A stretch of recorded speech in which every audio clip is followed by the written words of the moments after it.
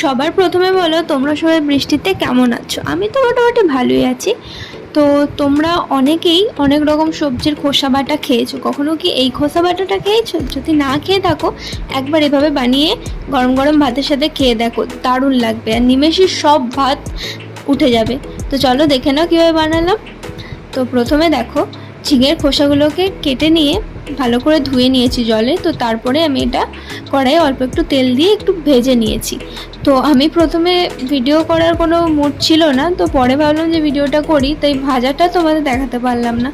তো দেখো তারপরে আমি এটা মিক্সিতে ভালো করে বেটে নেবো। তো দেখো ঝিঙের খোসাগুলো নিয়েছি, আর এখানে 5টা লঙ্কা দিচ্ছি, অল্প একটু বাদাম, ভাজা বাদাম দিচ্ছি, 1 চামচ পোস্ত দিচ্ছি, আর স্বাদ মতো নুন দিচ্ছি। তো একসঙ্গে সব ভালো করে এবার বেটে নেবো। তোমরা চাইলে শিলনোড়াটাও বাটতে পারো।